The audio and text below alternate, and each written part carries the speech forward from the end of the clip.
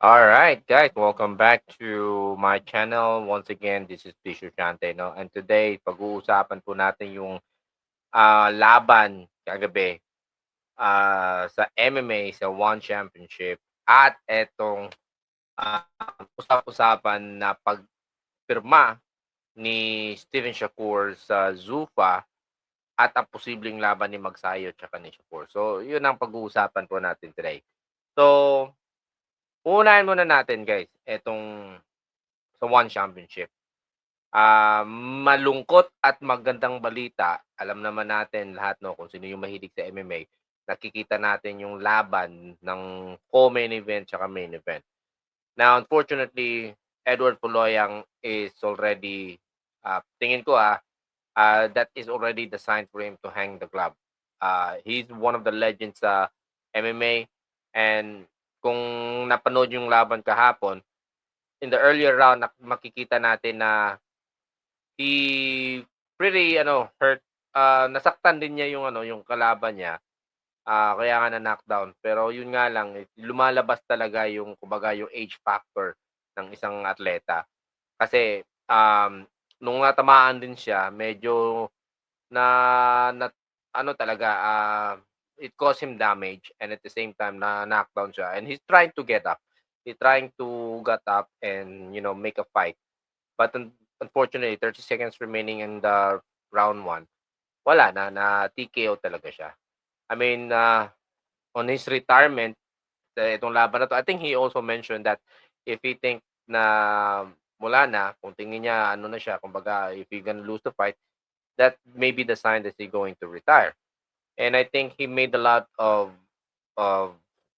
in the sports is MMA in the Philippines. He already proved na he's one of the legend fighter here sa atin, and then of course in Asia as well. Um, siguro this might not be the end of his passion when it comes to MMA, because he could also still continue share his knowledge to the young guns dito sa MMA sa Pilipinas. And talking about the young guns, talking about that, we have Jos Pasio. Although hindi naman siya talaga young gun sa sa MMA, I might be considered one of the legend as well. Pero that was really impressive. No, when it comes to uh overcoming that, overcoming the rear naked choke sa yung Dagestani. That is really kumbaga masasabi natin na one of the impressive escape of the rear naked choke. Kasi nga tingin ko parang na siya, doon na siya madadali, eh. Kumbaga, I would say na parang ito, parang kumbaga I can see him na puwede na siya mag-top, but miraculously nakita natin na nakawala pa. I don't know what exactly going on, kung talagang naipit pa niya yung leeg niya dito o nipit niya pa o sadyang kung ano, kasi nakita ko na talagang hawak na, eh. Kung makikita mo talaga sa kamay ng kalaban, it it would be already a tap na. But I don't know what's happened, maybe the body switch a little bit kaya hindi siya nakuha yung tamang piga. And when I saw that yung ano niya, yung baba niya is nakapasok na konti sa kamay ng kalaban, I see that he were already trying to escape, and then later on bumaliktad nga. So that was a very exciting part on that fight kay Joshua Pasio. And kung makikita rin natin how he dominate after that flip, no? Kung nakita natin he's already in the mount side, I can say na he got the momentum. He reserved the energy when the time that he almost choked, but when the time na siya naman, dun nakita natin na, um, yung mga atake ni Joshua Pasio is not more on strike. Since is already in the ground, he is actually looking for the opportunity na mahawakan yung leeg talaga. And when the time na tumalikod yung kalaban niya and napasok yung kamay ni Joshua Pasio sa leeg, I can say na parang kaya niya na 'to, kuha niya na 'to. And kudos to etong Dagestani na 'to, he never tap. Nahimatay. Nahimatay yung Dagestani na 'to. Really, it's really impressive. Bakit? Never quit. Talagang he didn't submit. Talagang nawalan lang talaga siya ng malay. Tiniis niya. And Joshua Pasio did the best of his ability, especially look at this guy. See, we know for the fact that si Joshua Pasio is a striker, 'di ba? And etong yung kalaban niya, if we're going to talk about the discipline, these are grapplers, no? So they can wrestle, they're master in the ground. Pero yun ang yun ang nagbigay ng talo sa Dagestani sa sarili nilang technique. Imagine this, Joshua Pasio used that technique against these Dagestanis. Na master nila yan. Na kumbaga, that's their specialty. I mean, if we MMA Filipino fighters, no, learn more about fighting in the ground, malaking potential. Pero ang kasi, we as a Filipino, mahilig talaga ito sa strike eh. I mean, that's how we built in strike. We like so much excitement, no? Even the fighters love to do excitement during the fight. Meaning to say, mas gugustuhin nila na baga suntukan, patuan ng siko, sipa. And we're not built for this is grappling. But I know some of my few friends in the Cebu na yun, nagte-training ganyan. Pero most of my friends na nasa MMA, they love striking talaga. And for me, in the big league, it's really important that you know how to grapple, guys. Kasi ang nangingibaba ngayon sa MMA sport is yung mga nasa Russia, Dagestani, etong mga yan basta yung mga skills sa grappling. Kasi nga they control, especially when you are in the ground. They control your body, they control your feet, they control your hands. So anything, hindi mo magagamit yung 100% na ability mo when you are in the ground. Especially if you're built or if you're trained for a striker or even MMA, ganyan. Wushu, ito, katulad nila ni Joshua Pasio. Now, the reason, I think, one of the best, kumbaga, ang nakapagbigay ng advantage, not advantage, but dagdag ng skills ni Joshua Pasio. Because lately, nakikita ko si Joshua Pasio is actually trained by the BJJ, yung Jiu-Jitsu dito sa Pilipinas. Nagte-training siya with those black belts fighters that we have here. Sino pa yung mga kaspari niya, he go train. I mean, he masters that that discipline. And this is exactly the result. No? So we hope that we could see more fighters like this. No, it might probably some of us Filipino medyo naboboringan sa ganyang klaseng discipline, but this is 100% really effective when it comes to an MMA. Strikers are okay, but kasi nga dito natin makikita style makes fight dito sa MMA talaga. If you are going to match up the strikers and the MMA, it really depends kung saan mapuntang laban.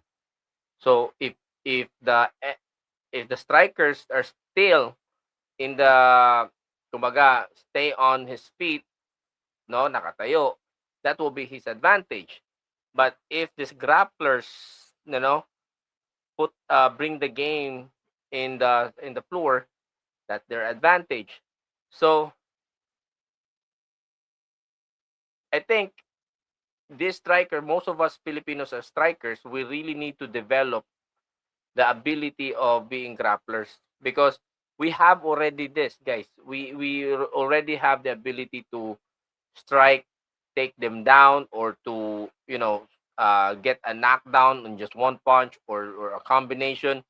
But when the time that you are na take down ka ng kalaban, you know how to use and you know how to fight on the ground, and that will make you an advantage as well because kung kumpleto ka sa if you're a fighter that has a complete ability mag-ground man or stand stand position, panalo, 'di ba? I see Joshua Pacio is doing great here, and I hope na magtuloy-tuloy itong ganitong style niya. And we love to see him fighting another challenger na grapplers din, 'di ba? Okay? So anyway, let's move on the topic dito kay Shakur Stevenson at kay Magsayo daw. So merong nagkumakalat sa social media about Shakur Stevenson versus Magsayo. Now, because we know for a fact na Shakur has already signed up, no, in the what we call this in Zuffa, all right? So, ano ba yung mga possibilities na maglalaban si Magsayo at saka si Shakur Stevenson? No. They are actually same same division as of now. Nasa lightweight at super lightweight division. Ito yung taga ito. Yan. Ito yung sinasabi nila na sino ba nag-post nito? Basta ito. They are actually looking at the possible matchup on this. But I know for the fact na si Shakur Stevenson went to Zuffa because he's looking for a big fight.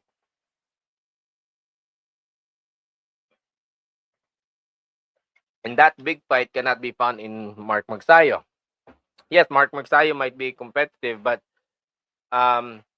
when we talk about big fight, Magsayo and Shakur Stevenson medyo malayo-layo pa unless is Mark Magsayo would able to pull up this game against yung kasunod na kalaban niya, yung sino ba to? Yung possible na kalaban niya next, and then have another fight and then might able to get a Zuffa belt. Siguro yan ma-consider natin, but Shakur Stevenson, I think he's looking after of Ryan Garcia, sino pa? Si Conor Benn, yun ang mga fighters na nilulook forward ni Stevenson na makalaban sa Zuffa because those are big fight. Ano ba yung mga big fight na nakukuha ni Shakur Stevenson na or sabihin natin ano ba yung mga big fight na nagawa ni Shakur Stevenson? As far as I remember, hindi gano'n kalaki, hindi gano'n ka ka ka ka big fight ang nakukuha niya unlike yung kay Teofimo Lopez, yun, that's the latest, 'no? Pero hindi naman siya gano'n kalaki na laban. Although in the boxing, siguro masasabi na won, pero if you're going to look at a big fight, Ryan Garcia is the big fight. Yun, tingin ko. Yan ang tingin ko na malaking laban na hinahabol niya. Kasi ang ngayon niluluto Conor Benn versus Ryan Garcia. Whoever wins, possible si Shakur Stevenson. And yun nga nagsasabi, nasa 100 ano pa lang 'to si Stevenson, nasa super lightweight. So, aakyat siya. So, or either they have a catch weight on those mga welterweight. Pero if we're going to talk about Mark Magsayo, medyo malayo-layo pa, siguro mga ilang laban pa siguro bago sila. And I don't think Shakur Stevenson would able to wait Magsayo in order for them to have a big fight. So kung sakali aakyat si Magsayo sa welterweight, yan. Posible yan. Pero I don't think Mark Magsayo and Shakur Stevenson will have a fight this year or next year. Malabo. Now, a lot of people saying na kung maglalaban na for example, maglalaban sila, may palag ba si Mark Magsayo kay Shakur Stevenson? Well, for me, sa style ni Shakur, medyo mahirapan talaga si Mark Magsayo. Mahirapan talaga siya. But Mark Magsayo has the weapon that could break the defense of Shakur Stevenson.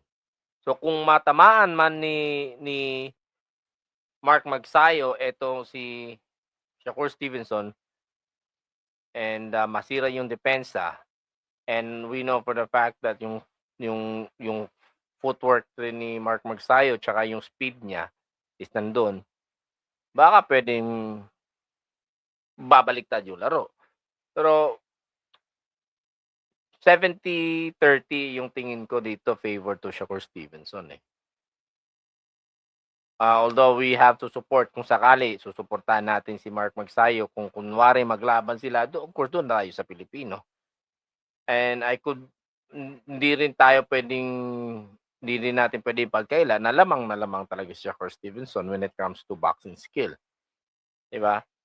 Ang sa atin na lang kung paano ma-upset ni Mark Magsayo kung magtutuos man silang dalawa. Pero like I said guys, medyo malabo ang matchup na to kasi nga let's say for example, he signed a contract, promotional contract, meaning to say 3 fights, 4 fights ba or 2 fights? Kasi kung makuha nila yung laban ni Ryan Garcia, kasi ang pagkakaalam ko Ryan Garcia and Conor Benn, the IBF or WBC ba yun?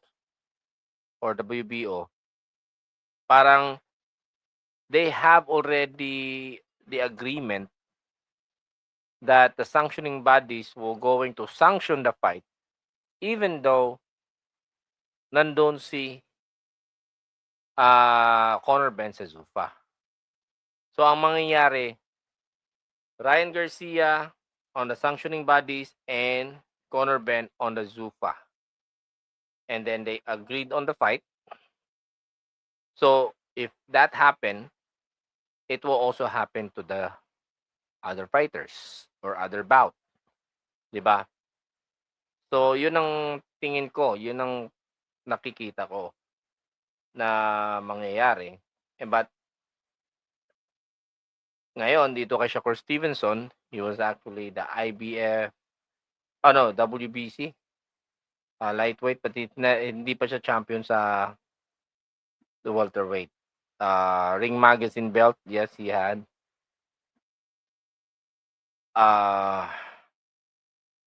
the sanctioning bodies na ano nila, unless if he's going to fight to a super lightweight division, no, under the same weight with Mark Magsayo, kailangan pa rin ng sanctioning bodies yan to approve the fight. But if etong kay Ryan Garcia and Conor Benn matuloy, then definitely sunod-sunod na yan. Sunod-sunod na magkakaroon ng mga co-promotion, not co-promotion, but a sanction fight from these 4 organization under Zuffa promotion. Parang ganun na mangyayari. So anyway, like I said, possible kung magiging possible yung laban ng Mark Magsayo, I'll go for Shakur's 70% when it comes to winning rate. Shakur, for me, we're gonna win the fight 70-30. But of course, I love to see Mark Magsayo winning that fight in an upset, no, because that will be a big opportunity for him, to create a big noise in the boxing industry. Even though meron na siyang napatunayan, but this one is a different level. All right. So that's all for now, guys. Thank you so much for your time. If you haven't subscribed yet to this channel, please subscribe. And I have my Facebook channel, Facebook page also. Bishu Shante, kindly follow na lang po para sa mga update doon. Thank you so much and have a great day. Bye for now.